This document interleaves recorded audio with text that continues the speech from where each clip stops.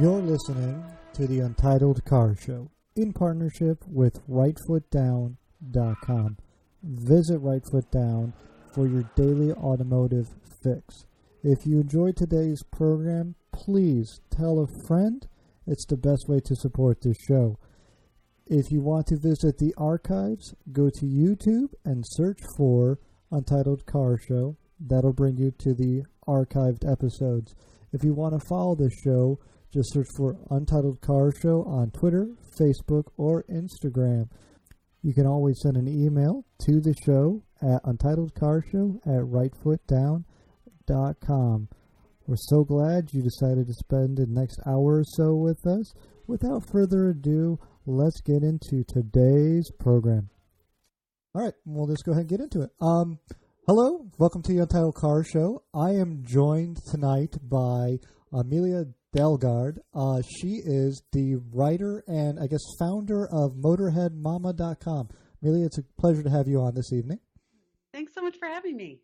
It's, for those of you who haven't gone and read the site, it is phenomenal. One of my great things, joys about being able to do what I get to do is I get to go around and read everyone's wonderful blogs. And you came to my attention, I think it was it earlier this year where you wrote the piece on like the worst dressed people at the LA Auto Show? Yes, it was during the LA Auto Show. It was, I think it was a Dude or Douchebag auto journalist edition. Mm-hmm.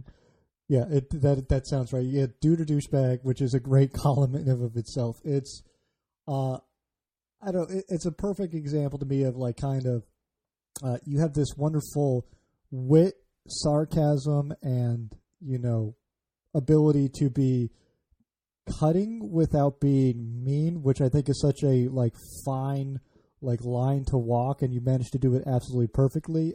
Oh, thank you. I we'll go right into that. Then is that something you think you've had to hone over the years, or is that something you were blessed with, or I guess in some cases cursed with, depending on the look of it? I've always been, I've always had a kind of a sharp tongue, but I really love people, and I'm very much an optimist. Like, I like to think of myself as someone who celebrates car culture and, in what I do. But I've also worked with a lot of really funny people over the years. And I think that has helped me, it's sort of a muscle, right? It just makes you, the funnier the people are that you surround yourself with, the funnier you become. It's just kind of, that's how it works. It is a, like you got to step up your game or get left behind, I suppose, to a bit of that. So, I'm curious, for those who aren't listening, the blog is, do you hate the word blog? Because I'm not a huge fan of it. What do you call the site? Is blog the right word? What would you call it? I mean, for a long time, I was ashamed to be called a blogger, and now I feel like it's kind of a badge of honor because it means that I don't like play by anybody else's rules. So I'm easy. I've been called worse. Is the thing. Mm-hmm. Yeah. In this industry, that does not surprise me, especially by the people who do the reading and the following along. It's most of them are great. Some of them are really bad. Yeah. But as an automotive journalist and kind of, I lost my train of thought, so we're going to kind of pick up what was I talking about. For everyone, I'm a little bit more scatterbrained than usual, so I apologize for that. But, yeah, I totally lost my train of thought. So we're just going to jump ship on that. Oh, so you got your start. For those of those, I remember it. Coming back. Okay, so for those people who have not seen the site and read the blog and all that, it's a motoring from the perspective of yourself. There's a lot of articles on there, like the Dude or Douchebag section, which is phenomenal. Which is, I don't know, like we've had the like stick figure people on the back of cars. Yeah. Obviously the best and worst dressed of the LA Auto Show, but then there's been a couple of other, like what other Dude or Douchebag people, so they get kind of a taste of what the website's all about. Yeah, so another one of the series that I do is Freak of the Week. So I just highlight. I live in Los Angeles, so I drive around. I see crazy things, and the dude or douchebag thing started because I would notice these trends, like murdering out your car, or fixing up your fancy Jeep, or whatever it was. Like rusty cars were kind of a thing for just rusty hoods were a thing for a while. So I take those trends and I decide like, yeah, like you're a dude if you murder out, a Crown Vic, but you're kind of a D-bag if you murder out like a brand new, 911 Turbo, because like, you don't mess with that. You don't mess with perfection. So, and I'm opinionated and I love cars. So it just kind of comes naturally, I guess. It flows naturally. It's so great. And I'm curious, you have a story online about how you started doing this because some friends convinced you that you needed to be doing that. Like, how did you get your start in doing the automotive journalism from like the get-go? Yeah, so it's a very crazy story. And I always kind of giggle a little bit, especially like now I'm on, this is a good plug. I'm on the board of the Motor Press Guild. And I always, it's sort of like the way I felt growing up in Connecticut. Like I always feel like somebody's going to tap me on the shoulder and go like, you don't belong here, kid, get out of here. Cause I don't think of myself as a journalist. I just think of myself as somebody who just, writes her crazy thoughts online.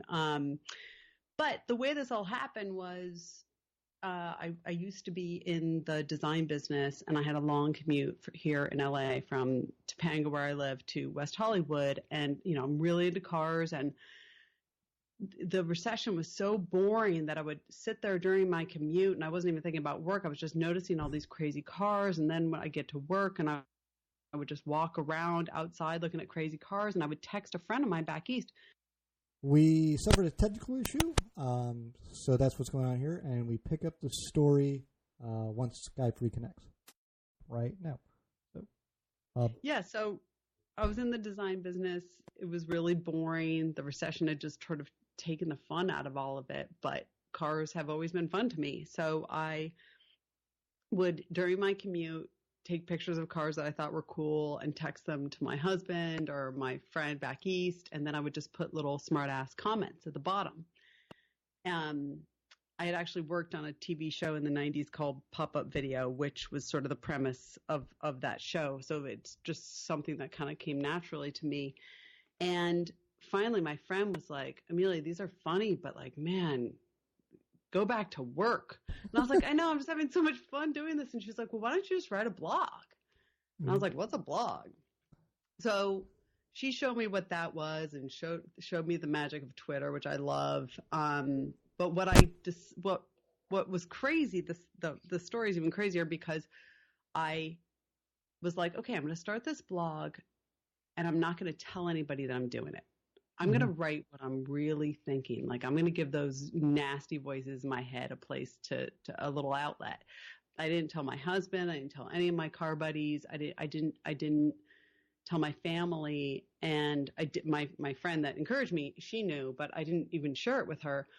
And then, so that was 6 months. And then I was at a party in Malibu and a buddy of mine came up to me and he was like, oh, dude, you got to check out this site. Oh, it's so funny. It's this woman, Motorhead Mama. I think she lives near us, man. I mean, she's crazy. And I was like, and he's a really good friend of mine. And I was like, dude, that's hilarious. But like, seriously. And he was like, no, you got to read it. And I was like, that's me. And he was like, no way, that's not you. And I was like, are you, what? It's got me written all over it. Like, that's totally my smart ass perspective. And he was like, whoa. And he looked at me like he was terrified of me all of a sudden. And then then the next thing I know, car companies were reaching out to me and, great journalists were reaching out to me, supporting me and telling me like, I really like your blog. This is really funny. And I didn't even know it was a thing. I didn't know it was a thing. And I didn't think that, I could do that. And then, 2.5 years later, I quit my full-time job and then started writing for other people. And now I'm just doing Motorhead Mama and I do a few other things. And I just feel like, I keep waiting for somebody to tell me that I have to stop. And they don't. So I keep going. That's a wonderful story. I have to make a quick aside here. pop-up video, really? I used to watch that when I was a kid. That's hilarious. Oh, you did? I know I've just like totally revealed what an old hag I am, but yeah, I started on the show when there were 5 of us, and then by the time I'd left, we were like popping Oprah and the Today Show. It was that was a lot of fun. So that's kind of like a weird little like thing to think about. So I'm curious though. So where does the car like enthusiasm come from in you? Is this something you were kind of born into? Was like either your parents a gearhead, or is this something you came into naturally on your own? You know, it's funny. Like I was at a party maybe 10 years ago, and I was standing around. I always find myself at the party standing around with the guys because sometimes I just can't deal with the girl stuff, and I'm always talking to them about cars and stuff. And then one of my friends came up to me at a party and said, like, "Oh, you should ask Amelia what car you should buy. She's really into cars." And I was like, "No, I'm not." And she was like, "Are you kidding?" And she looked at me and she was like, "You test drive cars for fun on the weekend." And I was like, "Yeah, but everybody does that." And she's like, "No, they don't." She was like, "You read Car and Driver for fun." And I was like, "Yeah, but everybody does that." She was like, No, they don't. But, you know, I just never thought it was weird. But yeah, so growing up, my dad was an ad man. He was like literally Mad Men. He was Don Draper essentially. And even if you watch Mad Men, it's even weirder because my dad actually. Did you ever watch Mad Men? No, I think I'm like one of like 8 people on the planet who hasn't. Yeah. So the big deal, and since you're a car guy, you would love it. The big deal for them was getting the Jaguar account and essentially getting the E-Type. And that was my dad. He was sort of like he was very successful when he was young and very smart and funny. And his big claim to fame was writing the copy for the E-Type. And one of the ads that he did was just sort of this like smoky, dark photo of the outline of the E-Type. And then the caption is just "feel single." And Jaguar loved it so much, they gave him a car. And yeah, it was awesome. And so my dad was really into cars. And would take me to the track, to Ferrari rallies, Paul Newman, you know, the whole thing. And then my mom was very alternative. You know, she drove like a Series 2A because she thought that, you know, she was kind of badass. And then my brother was really into, because he was rebellious, he was into American muscle cars and like Land Cruisers, Japanese cars. And I just found myself always gravitating towards car people. And then, of course, I marry a mechanical engineer / motocross guy. And yeah, that didn't help my addiction at all. It just made it worse. Well, that's really awesome. I mean, is there really more of an iconic car than those old Jag E-Types? I mean, I don't think there is. And I know it's on your list of like dream cars for you to own. So yeah. There has to be an unfortunate story of what happens to the E-Type. And I don't want to bring up bad memories, but I kind of need to know. Well, you can read it in my book, My Life in 12 Cars, that I wrote. But essentially, my mom came home and the Jag was in the driveway and she was like, "You got to get that thing out of here." And my dad was like, "What? Jaguar just gave us an E-Type." And my mom was like, "It's pretentious."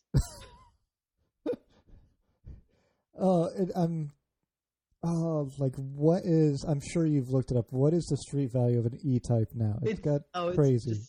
And it was like straight from, you know, the company. Like I hate to think that maybe it was special.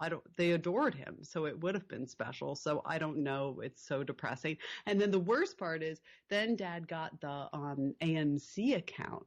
So we would drive like the Gremlin Levi's edition, right? That was, oh my God, right?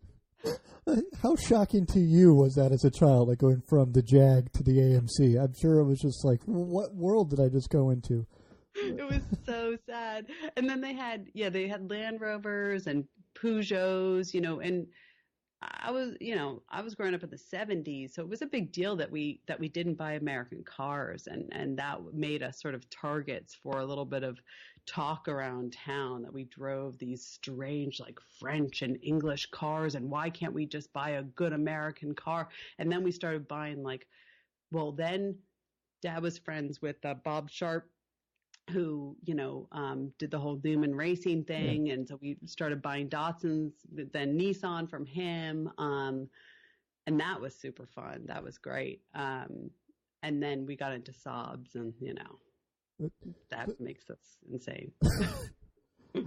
I'm a big fan of the Swedish cars personally. So me too. What is the car you learned to drive on then with all these crazy cars coming in and out of the house?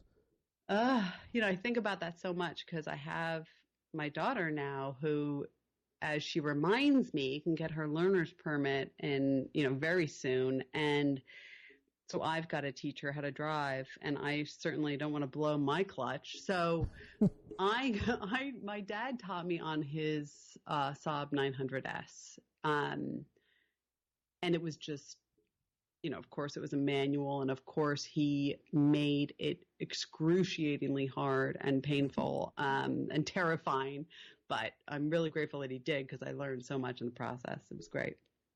That's a weird car when you really think about it, because it's front and, obviously front engine, front wheel drive, but then the handbrake works the front wheels, if I remember correctly, and there's all sorts of weird Saabness to that car, like that car might be peak Saab, like in terms of like Saab just being Saab just for like, why are we doing what we're doing? Just to mess with the Americans. Oh, okay. Totally. Let's put the ignition between the two front seats where all of your crumbs and coffee will spill. Mm-hmm. And then let's put it there because then when they have to replace it, it's a colossal pain in the ass. Why don't we do that? Yeah, it's such a weird, wonderful car. So then, are you going to inflict the same pain on your daughter? Are you going to go out and find the weird? You could probably find a nice Saab 900 if you really wanted to.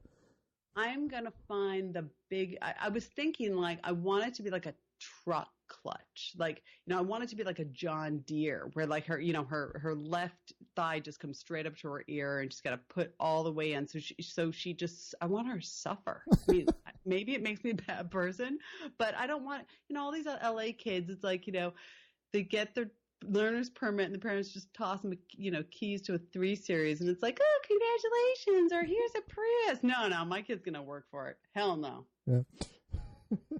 It reminds me, I grew up in a very rich area. I'm sure I've told this story on the podcast before, but everyone who I went to school with got 3 Series, and they got the fancy Mercedes and everything. And I got a Mercury Tracer that was 11 years old when I got it, that had never seen the inside of the shop because the aunt I bought it from decided to be a nun. So none of the seatbelts worked. All the speakers were blowing out from her just blaring classical music, which is the weirdest thing. So she literally became a nun? She became a nun, and then she stopped being a nun. And I don't know the whole story because I don't really want to get into it. I do. I have...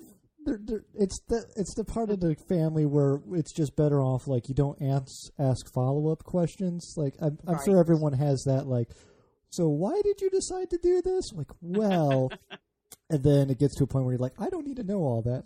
There's way too much personal information and stuff that you should not inform me as an aunt. So totally. So that was my experience with that. So I do think there's a bit of a value in that, because if you're just given something, you don't really appreciate it, and if you have to work to drive it, and even if it's learning to drive a stick shift, that's even better. So I don't know. It's curious because I had this thought.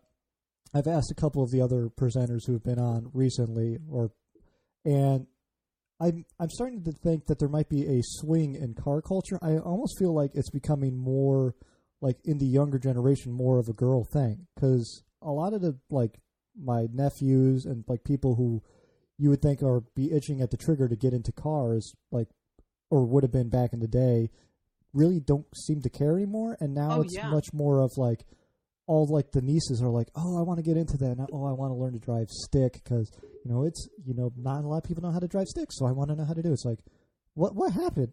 I'm I'm sure with your daughter and all the, like, her friends, have you noticed the same paradigm shift? Yeah, I actually have. I mean, it's been very interesting as Motorhead Mama because, I have this naughty blog where I swear a lot, but at the same time, a lot of kids get turned on to, either my Instagram or my Twitter, and then kids send me a lot of photos. And if you think about it, all kids have phones now, and they're in the back seat looking out the window. And what else would they do but take pictures of crazy cars, right? Yeah. So kids send me pictures from all over the world, which makes me just deliriously happy. But I do notice that I do tend to get more girls sending photos than boys, and that girls don't. It's sort of like when you say to your daughter or your son now, like, oh, your uncle's gay, and they're sort of like, so what? Who cares? It's the same with girls and cars. They don't. I think a lot of girls these days don't feel that they're supposed to. They don't know they're not supposed to be into cars. They don't know that. I mean, as far as they're concerned, like, there's Danica Patrick, right? Like, yeah. I could, drive NASCAR. I don't think that they see the same bias that I was supposed to see when I was little and just missed. Mm-hmm. Yeah. No, I think it's a wonderful thing. Like, and it's just so not perplexing me, like, because it makes perfect sense when we really get down to it, because, girls and, women should be better drivers. I mean, they get the lower insurance break because of it, but, yeah. A lot of even like the sports and activity you tend to think of as, female-centric seem like their capabilities would be better suited for driving a vehicle, and now it's just kind of like the roosters have come home to hatch. And I think boys of this generation, too much video games, and they're just like, I don't care about getting out of the house too, plays into it a little bit. So that's true. Yeah. I mean, the element that I think of a lot, and this is like one of the big forces behind Motorhead Mama, is that because a lot of people who are grease monkeys, which by the way I'm not, like I know basic stuff, but you don't find my head under the hood. I'm a driver, and that's my thing, right? Because now with a new car, you essentially can't work on your own car, right? You've got to bring it to a dealership. It's got to be plugged in so that they can tell you what's wrong with it. Like, you open up the hood and you're like, I don't know what the hell's going on here. You just see a bunch of logos. Yeah. Because of that, it's a wonderful equalizer. It makes it so, it used to be that if you were into your car, it meant you could take it apart and put it back together. Now, almost you can't do that with anything. Yeah. So it opens it up to people who I think it means, so now we have this opportunity for car culture and to being into cars, quote unquote, to be a new thing. And for girls and women, that's a wonderful thing. Mm-hmm. You're right, because I never thought about it before, but this generation of cars is basically a complete reinvention of how you interact with your car, because in the past you would have to know how to, like, prime carburetors, and if the power steering went out, you'd have to know, you were driving around like 8 tons of American steel, so you got to, like, ham fist it through turns if, like, the power steering goes out, even if you had power steering. Where now cars have basically been reinvented within, like, probably the last 5 or 10 years in the way you would completely. Wow, like my brain just blew a little bit. Like it is a new thing. Oh my god, mind blown. Yeah. Yes. So while I recover from that, I really I'm gonna have to sit on that one for a bit. Is let's kind of talk about your history with cars. And so you started to learn on the Saab. So what took you from the Saab to where you are now? Like, what was the keynote? Like, what was the first car that was really yours? Like. Yeah, so this is interesting. So I've got this timeline on my wall. I have a big white wall that's, whiteboard in my office. My office, by the way, is a tough shed. So it's the Motorhead Mama International Shed Quarters that I'm sitting in right now, which is, completely ghetto. So don't get all, don't have illusions of fanciness. So when I first got my license, I was thinking about you when you said that about your aunt. My grandparents thought they were being phenomenally generous by handing me their raspberry Aries K station wagon. It was so bad. It was so bad, just so bad. And it was an automatic, and I was horrified. Like, I was trying really hard to be grateful, and I was so psyched to have wheels, but I was already kind of a car snob, right? Like, I got my subscription to Car and Driver when I was 15. I didn't even have a license yet. And I was just like, dude, oh no, right? So that was brutal. But then I saved up, and this was so great because my parents both had Saab 900Ss, and they had this great mechanic whose name was Ernie. I'll never forget this guy. And he was like, oh, I've got a car for you. And I was like, yeah. And he's like, it's a doozy. You're going to love it. And I was like, oh yeah, sweet. And he was into kart racing, and he was a great guy. And he was like, listen, it's a 1981 Saab 900 turbo, two-tone, limited edition. I'm going to sell it to you for $2,500, and I'm going to give you a 5-year warranty. Now, if anybody knows anything about the Saab 900 turbo, you know that thing's a dog. Like, the turbo just always blows up. Like, that thing, when it went, it was just heaven on earth, but it always blew up. But he had given me this unlimited warranty, right? Yeah. So I was in there all the time. And I mean, I would say in the first year, he replaced the clutch, he replaced the turbo. I had to get a new engine at one point. Like, the poor guy probably spent, $10,000 doing right by me. But what was cool for me is that I got to hang out at his shop while he worked on my car, and he was explaining to me what everything was and how it worked. And because the car was so unpredictable, I also got really into, feeling when something was going to go wrong.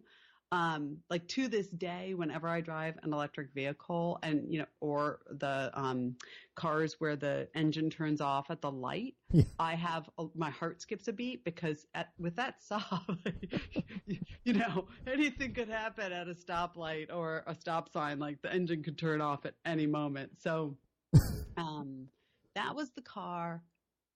When they say, like, when you're trying to find your perfect mate, you're trying to get back to the womb or your parents or whatever it is. It's like every car I buy, I'm just trying to get back to the Saab 900 turbo because I just adored it. And the whizzing sound of that turbo, those like velvety seats, that thick steering wheel, the way that car held onto the road. I mean, I just loved it.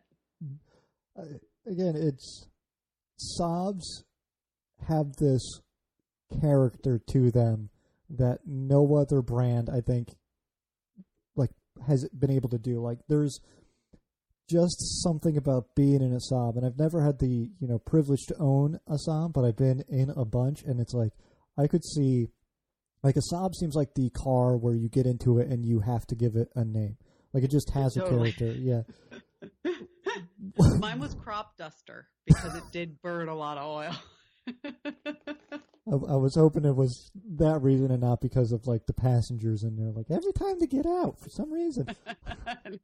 It smoked a lot. But then, so when I put 220,000 miles on that before it really was, the total mileage was 220,000. I think I got it with like 40,000 miles. I mean, I drove the hell out of that car. Yeah. But then, had a bunch of cars. And then when I met my husband, it was bad because it was sort of like we bought a house here in LA, and it was sort of like the boom home equity years. And of course, he started doing well. We went to our accountant once, and the accountant was like, you guys need to lease a lot of expensive cars or something. And I think he meant it as a joke, but we took it literally.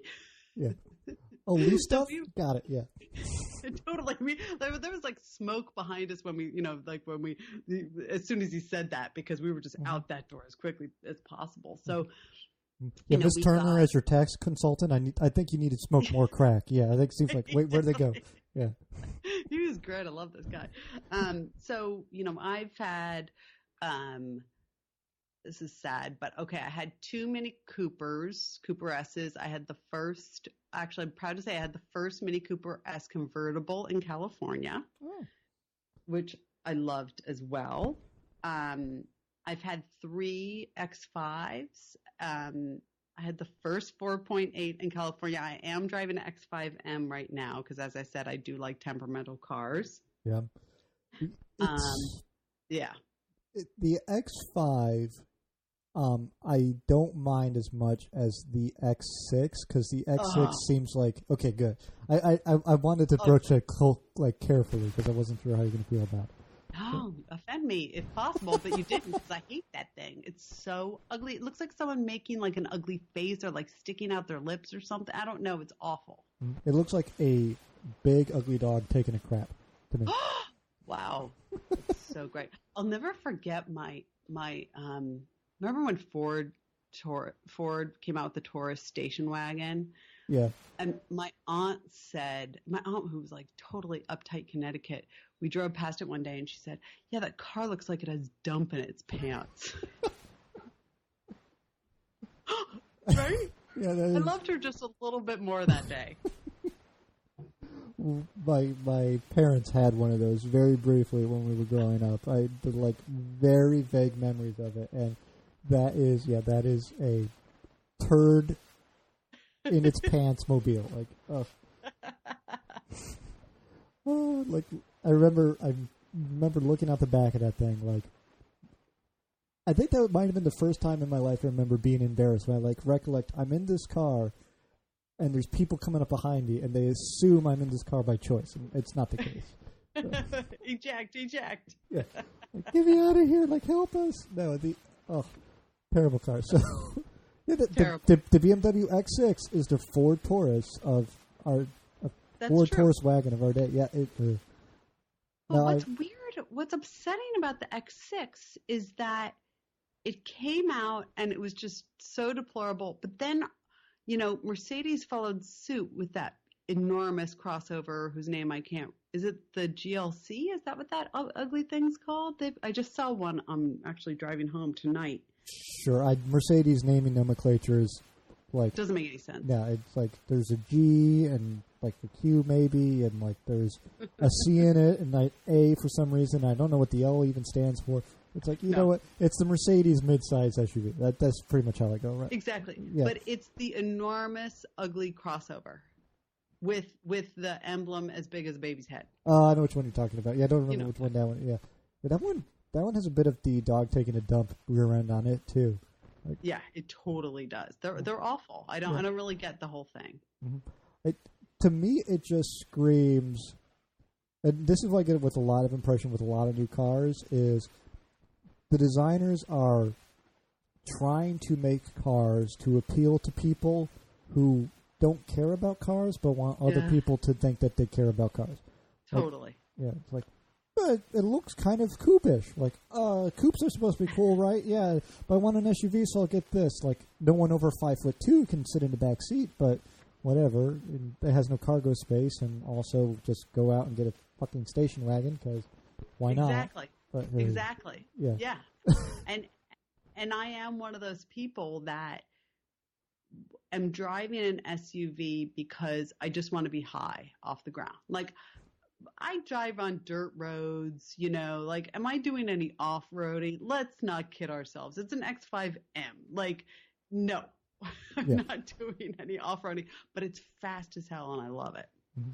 Like, the super fast SUVs I can appreciate just because they're bonkers. They're basically German and like it's primarily German engineers who seem to have like a hard on for this, but it seems to be just them going like fuck you gravity and like laws of motion. Like we're gonna get this thing 0 to 60 like faster than a rocket ship and just to hell with everything else. Yeah. So, and for me as a mom, it means I can take my kid to like her whatever stupid lesson. I can put all the surfboards on top on the weekend, but then like when I'm at the stoplight and looking across and seeing that bitch from the elementary school that I can't stand, and then off the line I just smoke her and her Prius, it makes me deliriously happy. I may be shallow, but that's my thing. Well, that's all that matters. Just man, as someone who is in LA, do you hate Priuses because they're so plentiful or because of the people who drive them? Oh, wow, that's a tough one. Mm-hmm. So my Prius thing, the joke is, on some level, I love the Prius because number one, it gives me endless punchlines, right? It's always the butt of my jokes. So where would I be without the Prius? But also, it's actually shown that it's helped the smog. Like I don't have any statistics because I would screw it right up, but that the conversion to the Prius, which is the best-selling car in California, really changed our air quality. So, but my issue with it is just the first gen just drove so badly. At first I thought it was like, oh wow, these early adopters are kind of retarded because the turning radius was just so wide. I was like, what's wrong with you? Like, you can get in that parking space. Do you need me to get out and like help you? And then I realized, no, it's just the car drives so badly. They have to do that. And now it's like so many of my friends have Priuses, and then they'll like tell me and be like, will you still be my friend now that you see what I drive? Which is funny. And the new ones drive really well, but I'm still making fun because they're really ugly. Mm-hmm. It pissed me off. Like early on when I tried to get into the automotive journalism thing, I went around the DC Auto Show, like, this is years and years ago now, but I went around and I tried to get into every Toyota, and I'm 6'2", and the only Toyota I could fit in comfortably was the Prius. I'm like, that angers me to no end. This is the only car I fit in. Like, yeah. And have you tried to sit in the new Vets? I have not had the chance to sit in a new Vet. The Viper I can't hardly fit into, but I can make that happen. So. Right. Because it's true. The new Vets, it's like if over 6 feet tall, you just don't fit in it. It's kind of a bummer. Yeah. That was my issue. Like, when I used to be a big Saturn fan because I owned a Saturn because I'm a crazy person. So I wanted this. I wanted the Sky, and I went to the dealership, sat down in the Sky to test drive it, and I couldn't fit. I was like, oh, this is the worst thing. They're like, well, you can sit in the Saturn Astra. We got to redline one of those. I went, it's just not the same. It's just not. No, it's not. No, so you have your X5M that is just basically breaking the laws of physics. Yeah. You leased that, so you currently have that. Oh, that's mine. I bought it. Yeah, and I had before this. I had a 997. I had a Porsche C2S. I mean, I wrote a car slut confessions about it. And by the way, when you say things like car slut, apparently you get a lot of interesting traffic to your site. I'll just, sometimes I just like to post the crazy search words that lead people to my blog because that's hilarious. And then I feel bad for them because they're putting in like, crazy, bitchy, slutty, all these words, and then they get me. I'm like, sorry, just into cars. No, you wanted porn, so sorry. Just on the bottom, put your pants back on. Yeah, exactly. You perv. But that car, I mean, it's just such cliche to talk about, but oh my God, I was so embarrassed by it in the beginning because I was like a blonde chick driving through LA in a convertible Porsche. But guess what? Now that I don't have that car anymore, I'm totally over it. I missed the hell out of it. It was pure joy. And and the best is we leased it because, our crazy accountant told us we had to, or at least we thought. Yeah. And we trashed it. Like we took our seats out, put in racing seats. We brought it to Willow, right? Leased Porsche. Yeah, at Willow. I know. And then at some point, like we needed a new battery. And so my husband was like, here, take this battery. And I put it, I didn't know it was leaky. And I grabbed it and I put it in the front passenger seat. by my feet, and it like battery acid went all over the place, and it ate it up, and it was like literally we turned in the car, and we were terrified. Like we would check our email and our mail for months, just waiting for Porsche to send us this big fat bill or take our house or something, because we trashed that car. But man, it was fun. Made a ball. I'm curious. Did you put your little one in there when you had it? Yeah.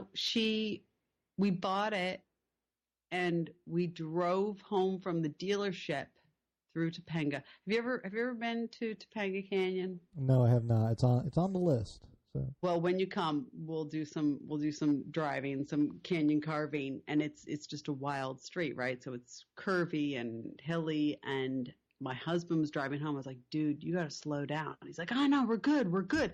And then all of a sudden, my daughter goes, Daddy, I don't feel, and puked. All like chicken McNuggets everywhere, all over the back. And she had milk and chicken nuggets all over the back of this brand new Porsche that was literally on the way home from dealership. And the best part was, I was like, told you so. Oh, that is... Oh.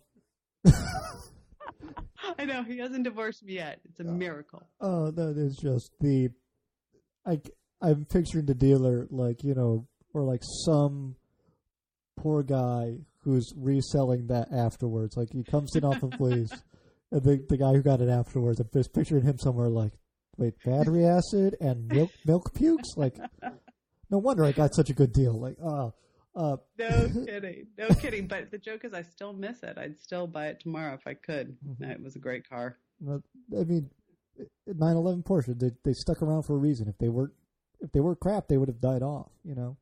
True. And we have a new experience center here in LA. We got a Porsche experience center. Experience center in LA. Just like too close to Scientology for my mind. I'm fearful of people in nets and just coming by and grabbing. Like if they open up one in Waco, I'm definitely running. Like that's for sure. I'm sure there's like a plastic surgeon attached where your wife can go and get new boobs while you drive cars around in circles. I'm sure it's LA. Come on. Yeah, we've got the tanning beds. That's like the curious thing to me is I really don't know why like these racetracks haven't wised up and started putting like spas in with them, because that would be like, if the 50-year-old guy is going out to the track and the woman's got to come with him, why not go ahead and, put it in the spa, put in something like that? It's true. I mean, well, what's interesting is BMW put their M Experience Center out in Thermal, which is near Palm Springs. But the other thing that Thermal is well known for is it's a horse show place. It's like one of the biggest horse shows in the country is at Thermal for like 10 weeks. And the reason I know that is because my daughter is into horses, God damn it. The only more expensive hobby. It's ridiculous. So, the good news is while she shows her horses, I can go and play with BMWs is the good news. So yeah, I think that was pretty smart. Yeah. I mean, I think they're wising up to it, but I think it's going to take them a little bit. And I'm curious, too, when it eventually flips, when you start having more women doing this hobby than men, what's going to happen? Are they going to have to start putting, like, sports bars or, like, something else? That's true while your man sits there. I mean, anytime I post anything about going to the track, women approach me and they say, can I go? How can I get to a track? I think it's something that women really want to do, and I would love to do some sort of Motorhead Mama thing where I could get women to the track, like, because women need to be empowered and they want to be empowered behind the wheel. It's just, most haven't had a real opportunity to do so. Mm-hmm. Well, it's such a weird, not weird, like, I can't think of a better word for it, but like most video gamers are women over 40, which is really? Yeah. Like, which is the thing you want to think of. It's like, when you start going like, well, there's Candy Crush and there's mobile gaming, which is technically still gaming.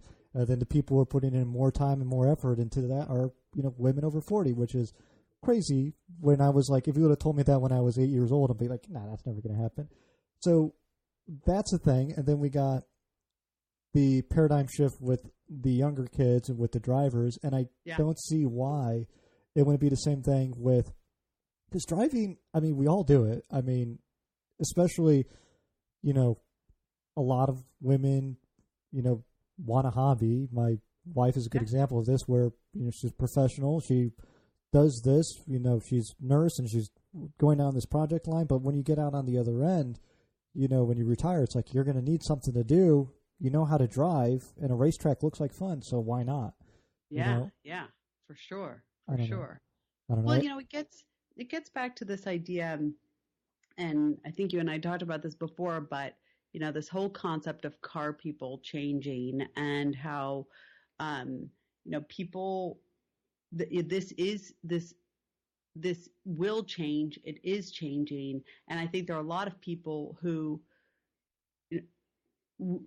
you know, the story I always tell is that people will be like, oh my gosh, I read your blog. It's funny. I sent it to my cousin because he's a car guy and he'll be really into it. I'm like, oh, thanks. Mm-hmm. And then they'll come back and like text me the next day or run into me or email me or whatever and say, by the way, I saw, you know, the new Tesla SUV. Do you like it? Or they'll send me an email, text with 3 pictures of cars that they saw. And then I'll be like, thanks so much. I guess you're into cars too. And they'll go, no. I just saw this car. And then I'll say to them, well, tell me about your first car. And they'll do like I just did to you, which is like tell you some crazy story about the car that they had that they love so much. And I think we all, you know, Car Talk was really good at tapping into this. And I think Top Gear is too. If you make it not about like the price of entry is this high that you have to be a gearhead and you have to know, you know, about the manifold and how many cylinders is in this car. If you just talk to it on a human level, so many of us are car people, but not many of us have an outlet for that, right? Yeah, it's all we do, like most entertainment is human interaction. Like Top Gear, you know, is a great example of this. Like Top Gear is great. It's supposed to be about cars, but really it's about the way those guys on screen interact with each other. Exactly. And when you really are talking about a love of cars and a love of like your first car or whatever, there's, you know, cars are basically a member of the family at that point, like as much as maybe a dog or a cat is, where you have so much experience in the vehicle. Like the person talked, I learned how to drive in this car. And then, you know, I had, you know, my first experience in the back seat in this vehicle. And I had, you know, this, that, and the other happen in this car. And it becomes, you know, woven into your life, where I don't think, especially in America, you can really avoid being a car person because it is so intertwined with our life. And I like that was on your site where it talked about how you were the 93rd most influential person in the automotive space. Okay, check that out. Yeah. But you talk about how like you enjoyed that, and like, you know, everyone goes, oh, I'm not a car person, but really everyone is. And I do think you've tapped into that wonderful kind of like space of, you don't need to be the type of person who rebuilds a carburetor on the weekend for fun. Yeah. You can be the type of person who sees a Prius with a stick figure family on the back of it and go like, douchebag. And that level of enthusiasm needs a voice. And I think you will lend such a wonderful voice to that on your website. And it's, you know, I enjoy reading it. I enjoyed the tweets and I enjoy the Instagram stuff so much because it is, I think, you are a great personification of that inner bitch in all of us, to put it like. Thank you. Why, thank you. Like, as I left my mouth, I'm like, is that offensive? I don't think so, but whatever. No, it's great. It's great. And that's what I always am trying to go back to that space where I was when nobody, you know, write like no one's reading, right? Like really try to write what I'm really thinking. And I remember Mark Stevenson from TTAC was on this podcast and talked about, you know, once people start giving you cars to drive and sending you on fancy trips and, giving you steak and delicious wine that you're too cheap to buy yourself, you feel bad making fun of those cars, right? Like it kind of changes everything. And, I've had those moments where car companies are really nice to me. And I always try to get back to like, don't, it's just stuff. They're doing what they can to get you to write nice things. But the reality is the reason, Volvo is a great example. The reason Volvo gave me attention is because I wrote a post called Dear Volvo, You're a Punk Ass Bitch. As you do. But the whole thing was like talking about how and this was 2 or 3 years ago, about how Volvo used to be like the car for the edgy person. It was on par with the Saab. It was like you were badass if you had those 740 turbo wagons. Like you're kick ass, right? Mm-hmm. Like Volvo drivers had a sense of humor. Volvos were fast. Volvos were badass, and then all of a sudden, like during the Ford years, they just got so bland and boring, and they're fucking Swedish, man. Can I swear? Sorry. Oh, you can, yeah. Good. So like they're Swedish, those people like go topless on the beach. They're open. They're cool. Like, can't we get that back? And so, on the heels of the Geely thing, I was thinking, man, like what if Volvo brought that back? And somebody liked it and started, showing me, I drove the XC90 really early. And, to be honest with you, that car blew my mind happily. But, I'm always trying to get back to that place where I can really bring out the inner bitch in myself too, and not try to please others. Yeah. I love that the Volvo is like punk ass bitch. It's very interesting. I could go off on a tangent on it for a while. I'm trying to quash myself from doing that. So I love it. No, because I'll go off on a tangent for about an hour, and that's not what people need to hear about. So, but Volvo, they brought out XC90. That's such a great car, and it's the S90, the V90. My only fear with Volvo is, since we're kind of on that topic, is they're almost too good now. I know. Where before, I've owned, 3 or 4 Volvo? How many? Yeah, 4 Volvos now in my life, which is crazy. They're almost too normal now. They're almost too nice. Like, I really, my fear is, in the DC metropolitan area, you can tell who the douchebags are because they drive around the certified pre-owned BMW or the BMW from CarMax, because they want to appear like they have money, but they're really broke and they can't afford the maintenance fees on. So when I start seeing the CarMax and the certified pre-owned, from Don Byers Volvo or wherever, that's where I'm going to be like, they might have jumped the cliff a little bit for me. So I don't know. I feel like I'm with you. It's like it's all gotten very nice and clean, right? Yeah. Where Volvo was a little dirty and naughty on some level, right? Mm-hmm. But I feel like the thing that could shift this is, they keep teasing this electric hatch. And I, in my head, have this thing where it's like, if Volvo could make like an e-Golf, right? An e-Golf killer, like a little performance hatchback. Yeah. And I would have preferred if it was a plug-in hybrid, because I love that T8 engine. It's just so fast and so great. And I love the plug-in hybrid. Like, if they could come out with a little badass plug-in hybrid hot hatch, like, they're in a great place to do that. And they could do one that's safe. They could do one that looks great, because all their cars do. Mm-hmm. Oh man, like that's what I'm waiting for with Volvo. Please, baby Jesus. I'd be so psyched. Yeah, something along the lines of like a P1800 or like a better looking C30. Like, ooh, all right. And they keep teasing it. They brought the P1800 to the LA Auto Show, and like people keep telling me. I don't know. I've got my fingers crossed. Yeah. Everything's crossed. Yeah. Such a great look. But so, speaking of auto shows, then I'm curious about your thoughts on auto show season's over. It takes forever for whatever reason. I don't know, like there's been a lot of like announcements, and I don't know if like something stood out to you as maybe a winner or a loser in the auto show space over the last year. I mean, who was the dude and who was the douchebag this year? Okay. So the dude was the station wagon. Mm-hmm. I was just that. I hate to be such a Volvo whore, but that V90, come on, just delish. Yes. And then we get a beautiful station wagon from the most unlikely of sources, being Buick. Yeah, I don't know. What? A station wagon announced from Buick based on a company they just sold to, like, which is so mind-boggling. Like, here's a car; it'll probably only be around for a year. Like,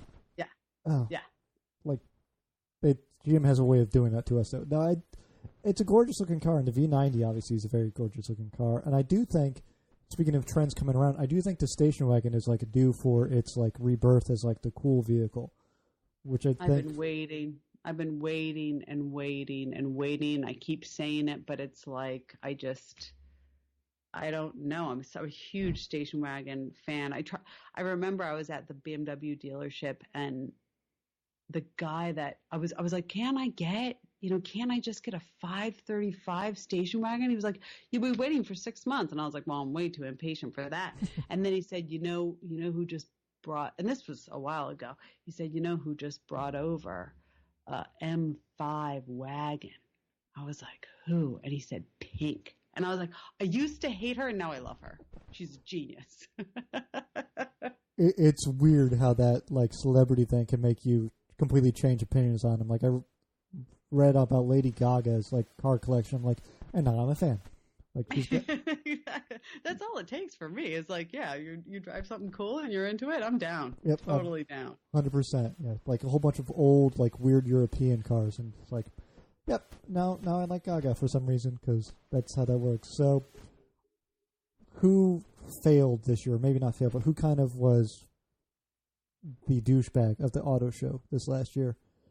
So this is not going to have me make any friends, but it was the auto show itself. Yeah. I went to LA Auto Show because that's my hometown, and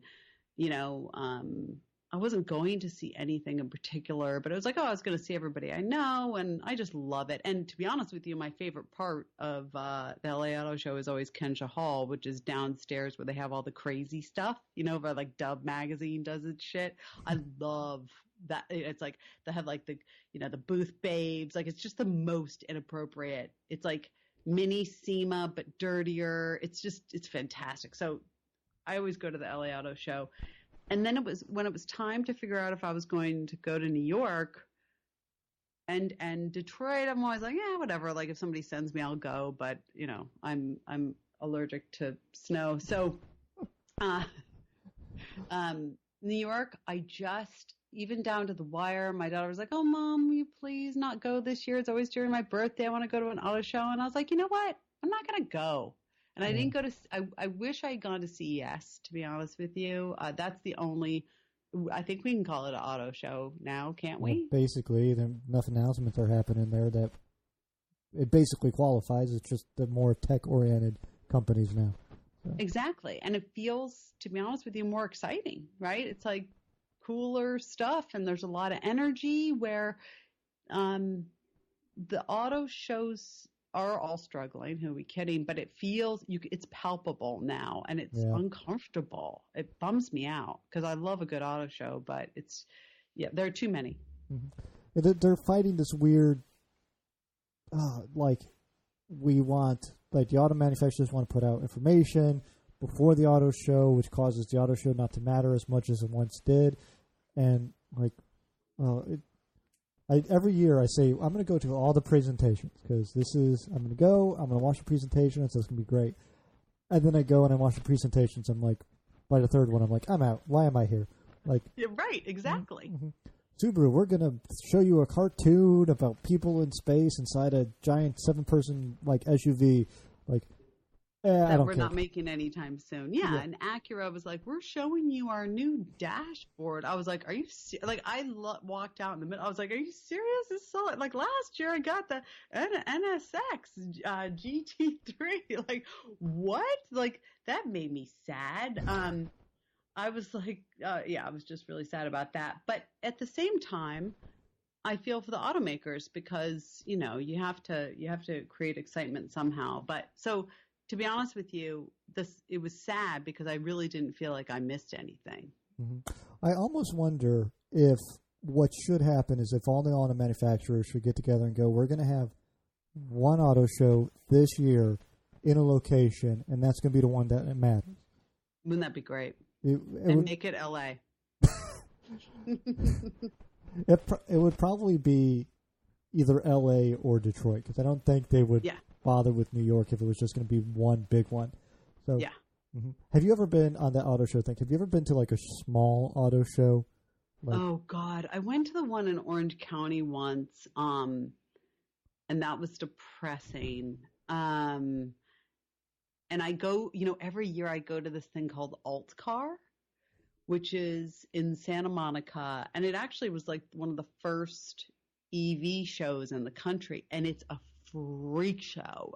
I have a post on it, a couple posts on it on my blog, but the woman that runs it's a friend of mine, so she always lets me have a table, and I like to interview people because they're the weirdest people in the world. So I have a great time. But yeah, small shows can be bizarre. Mm-hmm. It's bizarre / depressing / like why are like watching other people, like I can't help it. Like the cars are entertaining, and I want to get inside all of them. But like seeing other people, and in the DC Auto Show, not this last year, but the year prior, I managed to like hang around long enough around BMW's booth, like just ogling at like their cars, that I somehow managed to just like find myself in the VIP tour section. Nice, good, there you go. As I was being walked around by like the person who was presenting it, it's like, and here is the new BMW i8. It's giving his whole spiel about it, and a lady went, "So what makes this one different than the 3 Series over there exactly?" It's like, what are you here for? Like what? Like seriously? Yeah, and like.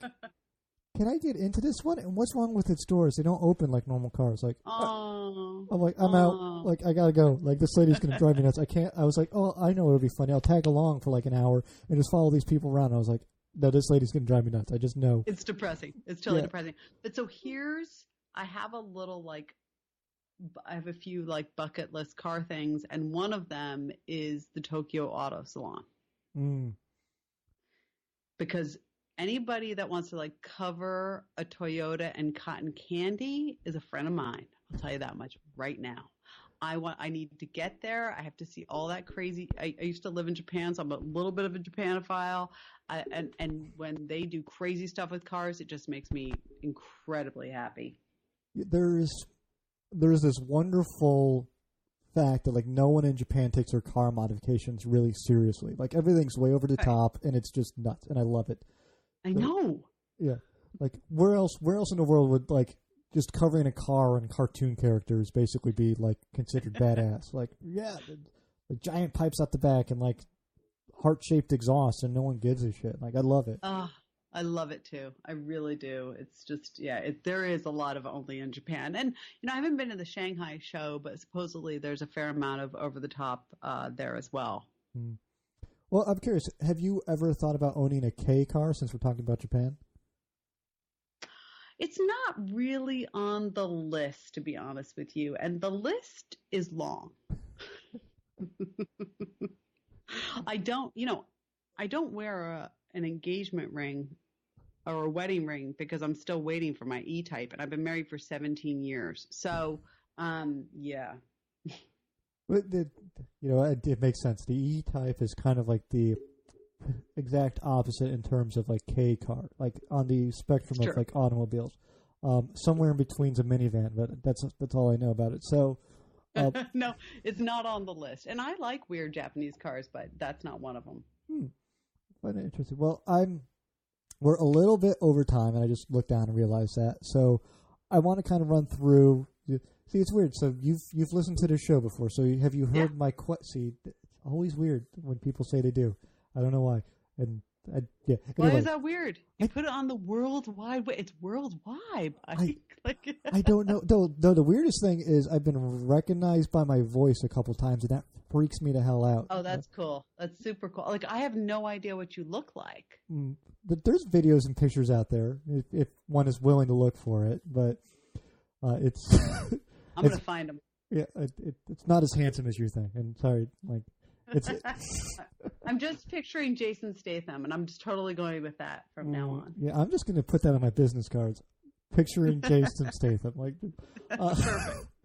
So you might be aware of the questions I ask of the guests occasionally, or been trying to ask more frequently now. So these are the inside the actor studio-esque questions, and this is, I know as car people, we're all about, it changes day by day what our dream car is and such, but this is just in the moment as we speak. So. Oh my God, this is so stressful. Okay. Mm-hmm. Okay. And I actually, for your episode, I have a new twist for at the end. So, what is your favorite car?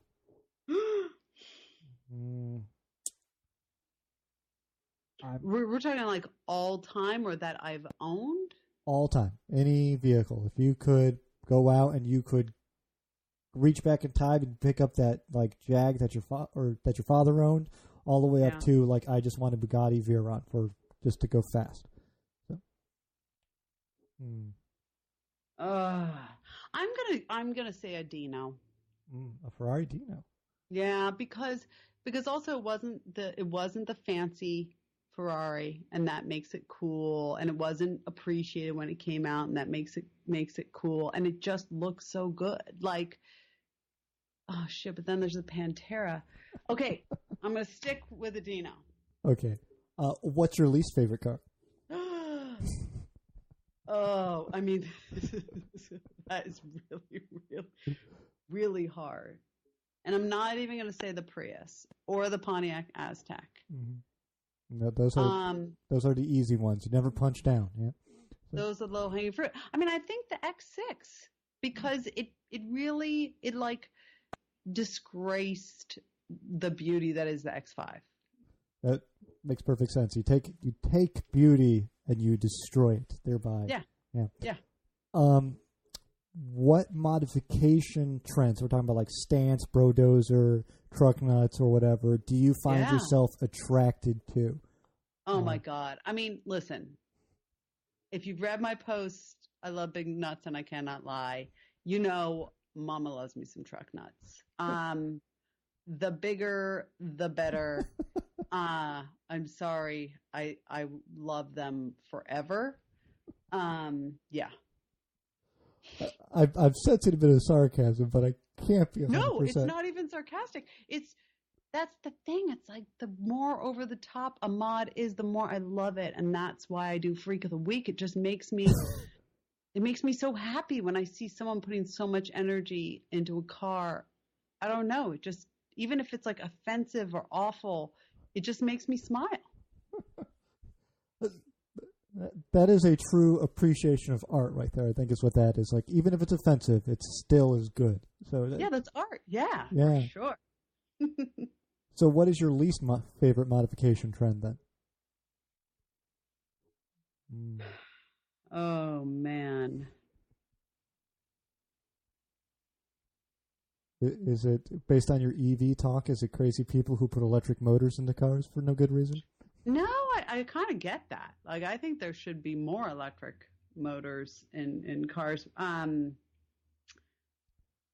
we got stance, we got brodozer, we got was it donk?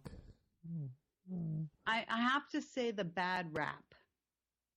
Bad rap. So what are we talking about? Bad rap. We're talking about someone who tried to do it themselves and it just looks terrible, and it's fucking peeling off, and it's on like.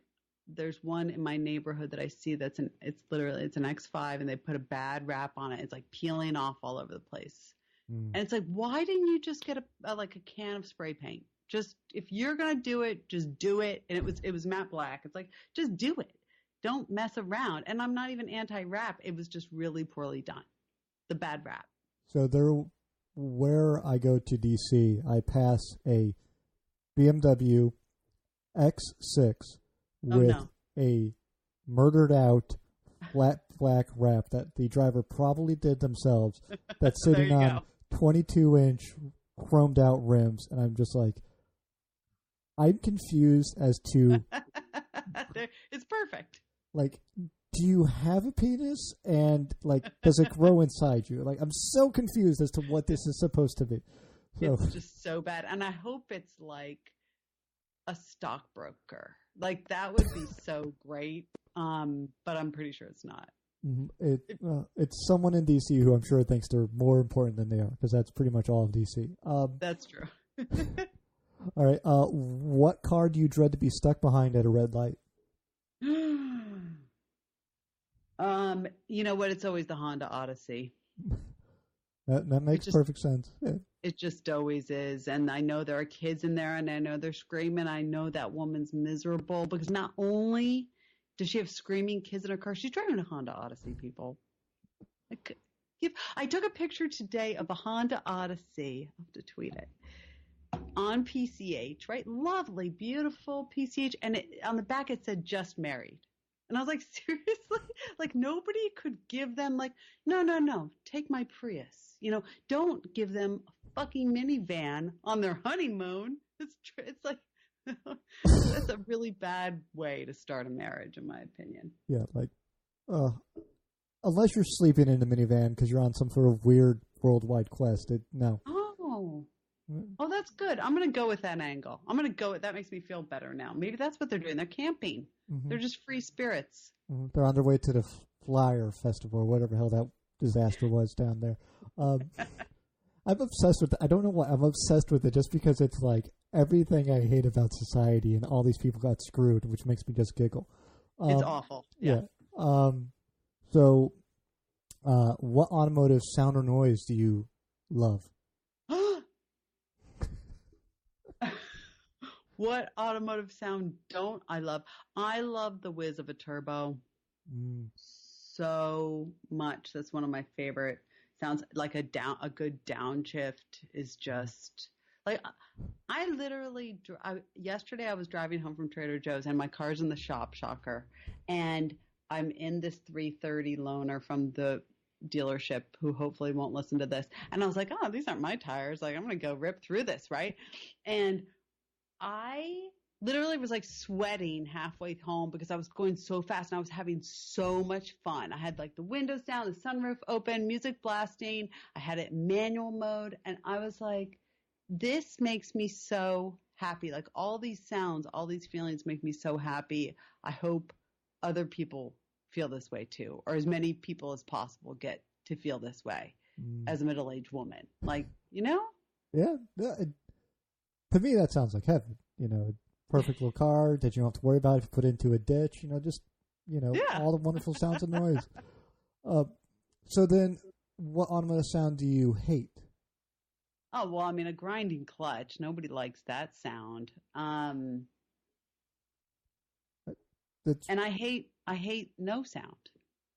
Also true. I've said it before, and I misquote James May on this, but the chasm between the cheapest car and the most expensive car is but like a scratch compared to the gulf between not driving and driving. So, yep. Bingo. So in the automotive world, what job besides what you're doing would you most want to try?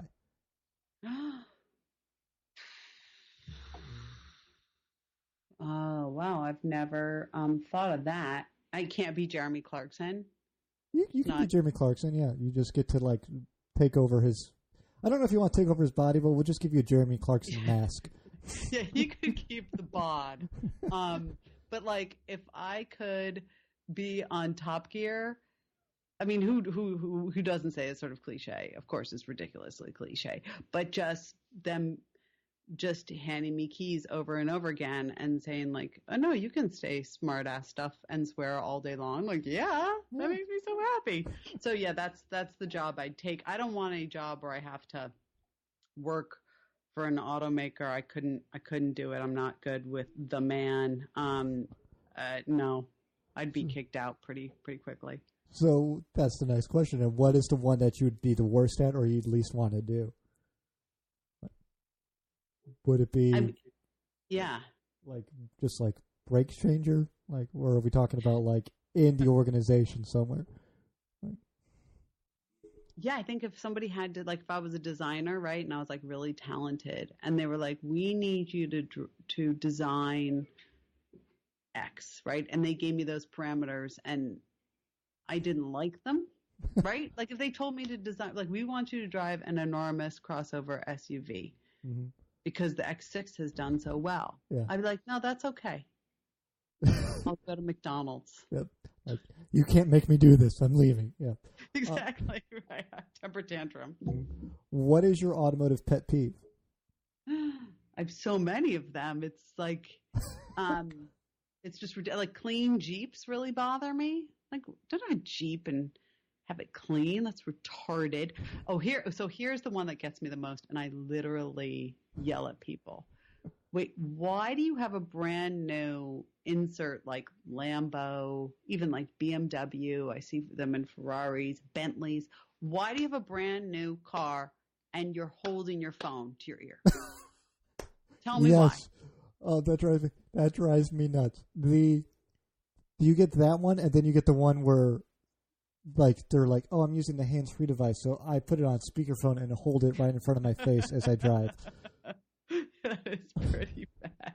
That's pretty bad. I mean, I think maybe with like the Lambo, maybe the engine noise is so much. Like that's what I tell myself that, in an Aventador, you can't really use the Bluetooth because you can't hear yourself over that delicious, delicious engine sound. But yeah, that bugs the hell out of me. And like, don't get me started on how people drive.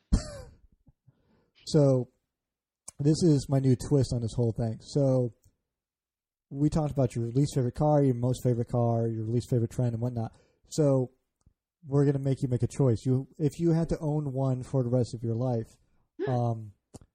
you could have either a Ferrari Dino, but it permanently has a bad rap on it. Like, you can't remove it. It just has to be on there for the rest of your life. Just a terrible rap, like flapping in the breeze. You can see it when you're driving it. Or a BMW X6, but it's got truck nuts. Oh, this is just mean. This is cruel. You're a mean person. It's a toughie here. This is why we ask you the hard questions, This is awful. I would take the truck nuts off the X6 and put them on the Dino. Can't do that, can I? No, you cannot. You got to live with one. Yep. I'd still take the Dino. Yeah, I think you made the right choice there. And then last question for the evening. It's the most important question I think that's ever been asked of anyone on any podcast ever. And I ask it of all the guests because I'm trying to find this crucial pinnacle of humankind. Like, I think once we understand this, we'll understand human nature so much better. What's the hardest food to eat while driving? Salad. That's a good one. That's a new one. Dude, salad. Like, it makes me crazy because you have to use a fork. Like, you can't use your hands. Mm-hmm. And there's like dressing. And so you got to have a bowl. It's a two-handed job, first of all. Yeah. Well, see, this is good because I'm sitting here going like, a lot of people come to like the cereal or soup thing, but you can drink cereal or soup. That's the thing. Salad's a good one. That's what kind of salad would be the hardest salad though? Like, would it be like a wedge salad? That would be hilarious. A wedge salad would be really bad, but I would just pick it up and I would just lick the bacon off and then just like fuck it. Yeah. But if I had to down the salad, yeah, I mean, I've done it. I've had this, I live in LA. I drive a lot. I've had the salad while driving problem. And I literally just pull over because even worse than I'm such a dork that I am not even worried about like safety and getting an accident. I'm worried about spilling the salad in my car and like it's smelling like Caesar for the rest of my life. That's what stressed me out. Yeah, that's a good one because a lot of times it's like the leader in the clubhouse has been like, like ice cream or what was the one from last week? I already forgot in it. And that episode hasn't even aired yet. And I'm already forgot, but like, Kit Kat because of like the mess and like the secret mess and everything. But, yeah. Like the salad dressing secretly, just because like there's anchovy in Caesar and you don't think about that. Totally. And that will never go away. No, that's going to be awful. That's a good one. I in my leaderboard that I need to get because I keep forgetting I need this is like the leaderboard of bad ideas to eat while driving. Salad's up there. That is a good one. Yay me! I've stumped you twice. I'm deliriously happy. Yeah, that is that. I am delighted by both times I've been stumped. So let's. Thank you so much for coming on tonight. It's been an absolute delight to have you. I'm sorry I kept you way later than I intended to. But I've had a ball. Are you kidding me? I'm a pig in shit. Me too. So for people who want to go check out and really help release their inner car bitch, like motorheadmama.com is the website. Yep. The what's the Twitter they should go to? Yep, Twitter's Motorhead Mama also, and so is Instagram. Mm-hmm. I've got some videos on YouTube. Mm-hmm. If you want to read something funny, just read the comments on my Tesla videos. Oh my God. But yeah, that's where they can find me. All right, and everyone, you need to go check it out. It is, if you've enjoyed even a little bit of this evening, you would be absolutely delighted by the site. And it's great stuff. It's always put up. And again, my favorite column is the dude or douchebag. I absolutely delight over that. I'm so glad you didn't go to New York just so you didn't judge my fashion sense. So that is... you, sir, are a dude. Thank you so much, Ike. I really appreciate it. I really appreciate it. We're going to say goodbye to you off air. Everyone who's listening, I'll be right back. And... Hey there, Danny with Right Foot Down. I messed up this ad read so many times because I really want to tell you about Track Monkey Apparel. They make great quality enthusiast shirts along with hats, stickers, watches, patches, you name it. A couple of my personal favorites are their Life is Better at the Track tee and their One Track Mind tee. You should really check them out and see for yourself. Their products are great for you or the gearhead in your life. Visit trackmonkeyapparel.com. My, was that an ad read? Why, yes it was. Go visit Track Monkey Apparel. They help sponsor us and Right Foot Down. You can visit the Right Foot Down section on their page and get yourself a tee that goes to support the Right Foot Down crew. And keep an eye out for the monthly designs. 1 month will be the new Right Foot Down logo when that comes out. Or not the Right Foot Down logo. Ike. It'll be the Untitled Car Show logo. That's what it is. So go check that out. Make sure you visit Motorhead Mama's site. You can follow her on Twitter, all the good places. You can follow me on Twitter at Untitled Car Show. Follow me on Facebook, on Instagram, all just at Untitled Car Show. You can follow our West Coast correspondent, Ryan West, at Ryanator122. And I think that's all the plugs. I'll visit the UntitledCarShow.com. That's the website. You go there to view everything. Yeah, I'm trying to think of that. I think that's it. So thanks everyone so much for listening. If you enjoyed what you heard, please tell a friend. It's the best way for us to grow here as a little group. So, you listening to me and me getting to talk into your ear holes every day. It's a weird, or every week. It's a weird but wonderful journey we're on together. So thanks everyone so much for listening. Have a good night. Have a good evening, wherever you are. Thank you so much for listening. Please be safe out there.